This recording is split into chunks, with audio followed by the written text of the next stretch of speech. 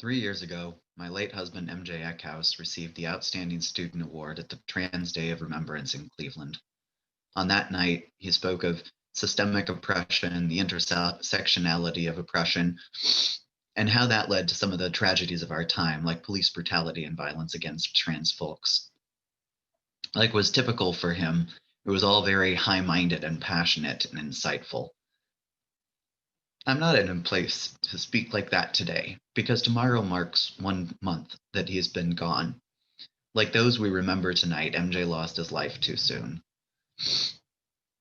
Also, like many of those we remember tonight, his was a bright, shining star of potential. His life wasn't lost to police brutality or overt prejudice and hatred. His life was lost to a too frail body. These meat sacks that society tells us are defective in their very existence, but that many of us learn to love and to love with in spite of that. See, MJ was immune from many of the oppressive forces that impacted others far more. He was white. He was a man. He was not visibly trans. He passed. He was middle class and he came from an educated family. By most measures, he should have had a nice life, an easy time. Together, we were building a far nicer life than either of us had thought was possible.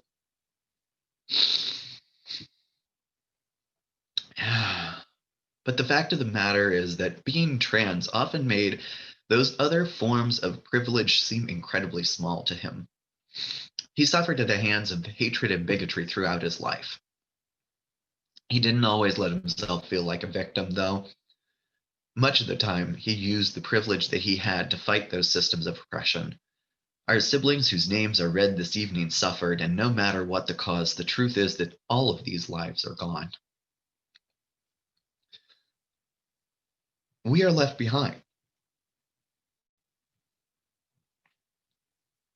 And those of us who are here this evening, gathered in remembrance, have the choice to either let those dreams drift away on the wind, forgotten and unrealized,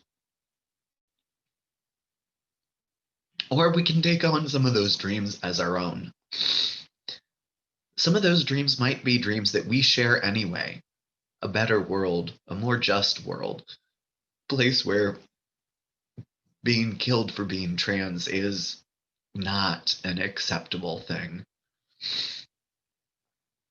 In those cases, we don't have to take on the dream, but we do need to take on a bit of the energy, a bit of the spark,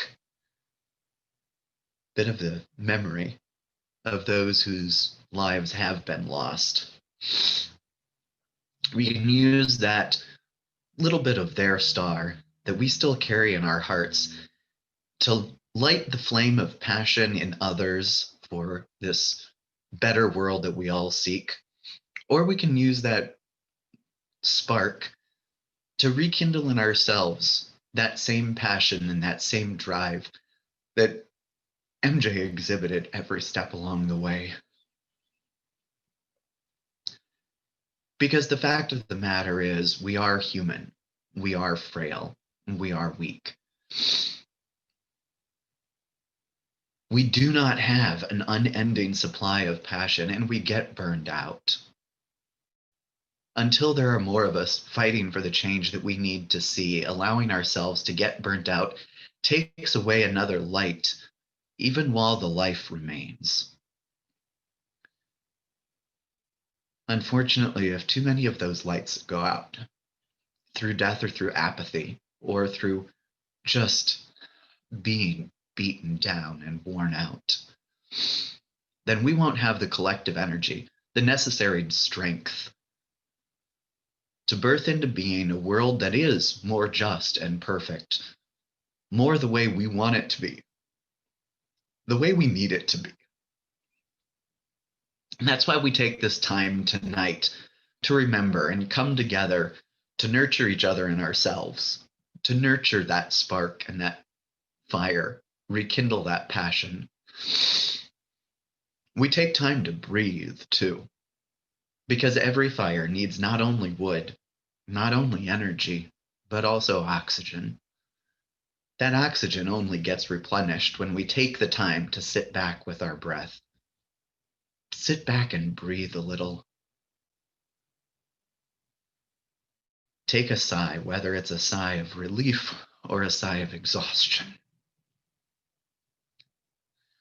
Be quiet for a moment, whether in community or on our own. No matter what, we have to take that time so that we can get up tomorrow, pick up where we left off, and fight that fight of birthing into existence the world we want to see for another day.